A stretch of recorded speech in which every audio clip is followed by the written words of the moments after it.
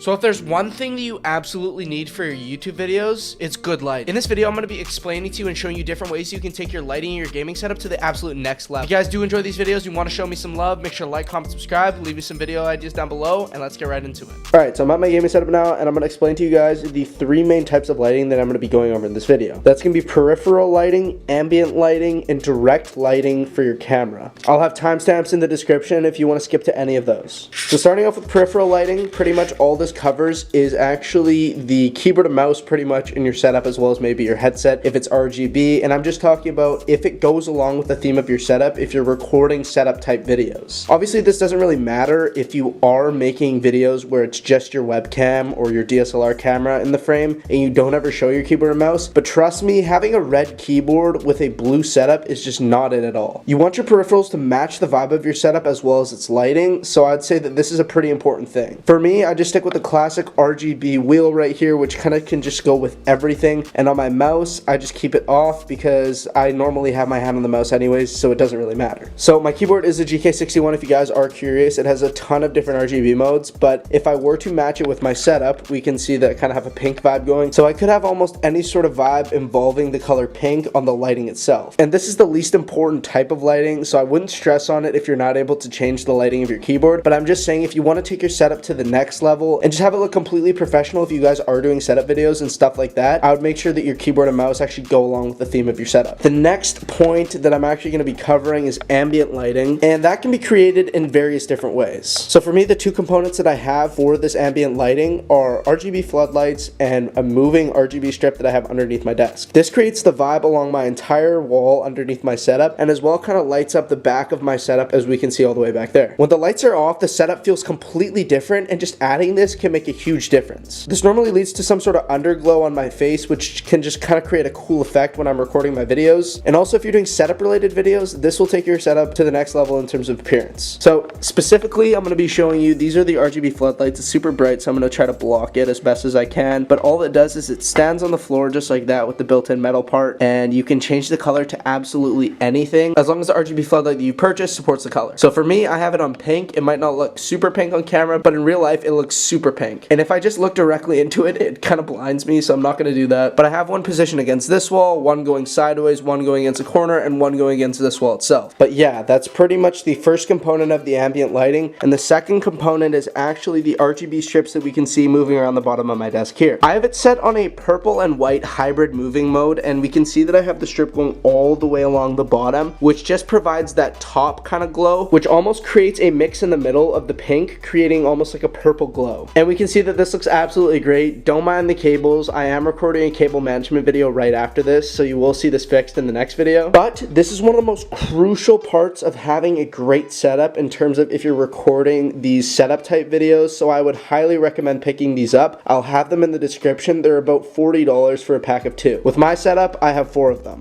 And then the RGB strips come in at a price of about $50 to $60 for I think 32 feet. And that's plenty to have it go along your entire setup. Last component is actually going to be direct lighting for your recordings, being panel lights and ring lights. I have a second panel light over there that I'm not using right now, but I did have it in my setup before. So the first component that I'm going to focus on is a ring light. You could easily mount something such as a camera in here or a webcam, so you could easily integrate your recording inside this lighting accessory. This is just a cheap one that I picked up from UBsize. I think it was about $30, and this is completely adjustable. I have it up at almost eye level when I'm standing up, just so it kind of creates a upper glow on my face while my setup lights the bottom of my face through ambient lighting. And this is a must-have in your setup. I would probably say this is the most crucial factor when you're recording your YouTube videos. I'm going to throw up on the screen the difference between not having one of these and having one of these, and the difference is absolutely unreal. Now coming over here to the second variation of this lighting, it's actually going to be a panel light, and it almost does the exact same thing. I have this panel light behind my PC,